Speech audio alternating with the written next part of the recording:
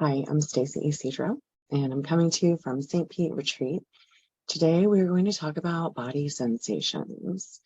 So, one of the things I've noticed as I've dived into any type of self-awareness, self-help, personal growth, development, sexuality, spirituality, there is an emphasis on this connection between our mind and our body and what's between the two of them. Maybe you've heard the saying, see, feel, do, get. It's the connection between what we're seeing, what we're interpreting about that, producing a feeling, which in turn creates an action. And then we get a response or reaction based on that, that either reinforces our paradigm or belief system or it alters it. So I've noticed this is a two-way street. So if I change my movement, my breathing, my posture, then I'm able to shift some of the thoughts and emotions that I'm experiencing. And also vice versa, when I've been able to really get my head in a different space and shift my paradigm and my understanding, my body tends to do something different as well. So there are some people that are really, really in tune and connected to body sensations and all the things. And some people, I think, get more like thoughts, images or something. I think everyone kind of interprets information differently and has a different connection. It shows up differently, kind of like psychic gifts, if you will. And I do think that acknowledging, understanding body sensations is a skill that can be learned. And I can definitely attest to it being a learned skill over time. I noticed in the past, I had a large disconnection between my body sensations and what was going on up here. So I had a really strong ability, and still do for that matter sometimes, ability to separate my mind and my emotions from what needs to be done in the moment. So overriding those body sensations in order to get a job done. So for better or worse, it's something that I noticed about myself in the past. The more I've gotten in touch with my body sensations, the more I've realized that those sensations and feelings in my body are actually telling my brain something that it hasn't caught on to yet, or it's trying to tell my brain something that it's not where my brain is right that minute. And sometimes my brain's so locked in on something that that's just all I see, or getting hijacked by a feeling. Totally happens being a human being. So with that being said, it is a learned skill, and I think that everyone can get better at it.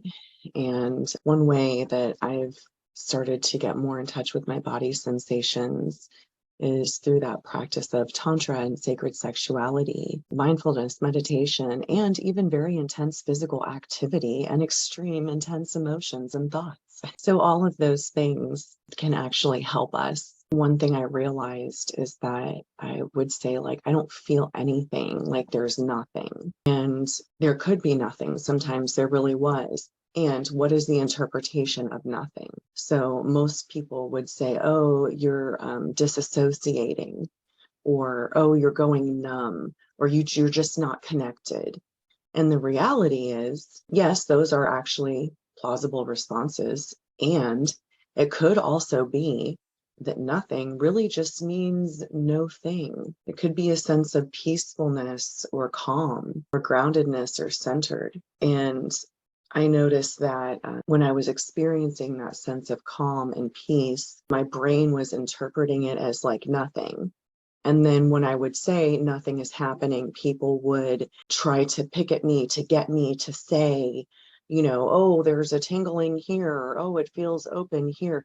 When the reality is, all I needed to do was understand that I was actually feeling something in my body. It just wasn't some extreme, intense sensation that other people sometimes feel, or that they were expecting me to feel about something. And for me, I had to really dive into and explore, what does peacefulness feel like in my body? What does calm feel like? What is content, satiated, What do those things feel like in my body? Because those actually feel really good. And I know going back even further into my past, I really only recognized two different extremes, right? Everything was phenomenal and euphoric and amazing and exhilarating and fabulous and transformational, or it was like doom and gloom, death and destruction. It's the end of everything. Nothing is working. Everything is a piece of shit. So what's the point? And as I continued my journey through my 20s, I started realizing that there's a lot of different emotions and feelings in between those two. And that actually, because I was experiencing two extremes, I had the capacity to hold and experience everything within those two extremes. And so do you. For me, it's like that journey of getting in touch with my body sensations and just naming them as sensations. Sometimes they don't really need an emotion or a story attached to them. Most of the time, we don't even know what the story is. It could be just our brain making up something. Our brain makes up stuff so much all the time, and we just roll with it because that's what our brains do. And the reality is that our bodies have a lot more wisdom and intuition than our mind even does. I know there's research that talks about how we're already like moving towards the next thing within our bodies, like before our brain picks it up. Things are happening in our bodies before our brain can put it into words a lot of time or make a decision about it.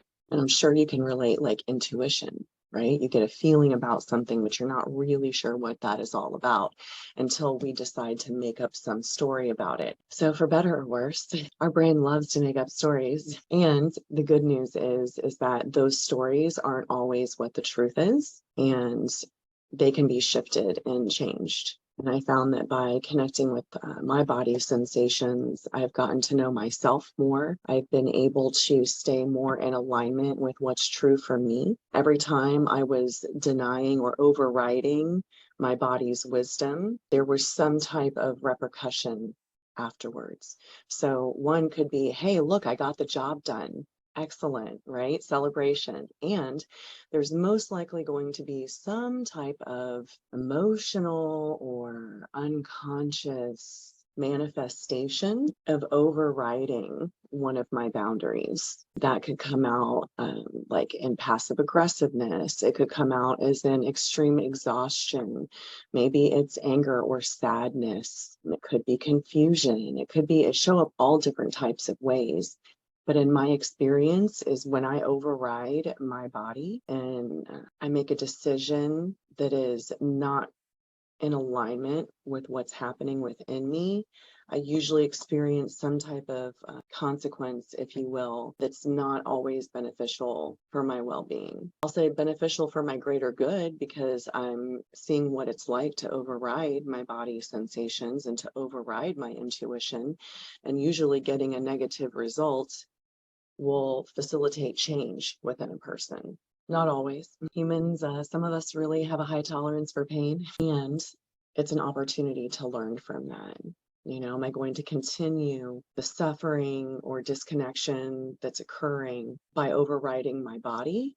Or am I going to find ways to get more in alignment with what's true for me and see what happens on the other side of that? So there's just some thoughts for you on body sensations and just sharing a little bit of my journey and some of my perspective on these body sensation things. I hope you found this helpful. If so, like and subscribe, tell a friend. Goddess blessing.